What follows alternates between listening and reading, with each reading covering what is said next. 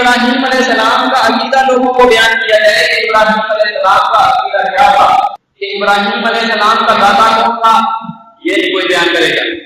इब्राहीम अलैहिस्सलाम के ऊपर जो मुश्किलें आई, उन मुश्किलों को टालने वाला कौन था, इब्राहीम अलैहिस्सलाम का मुश्किल कुशार कौन था, ये नहीं बयान होगा।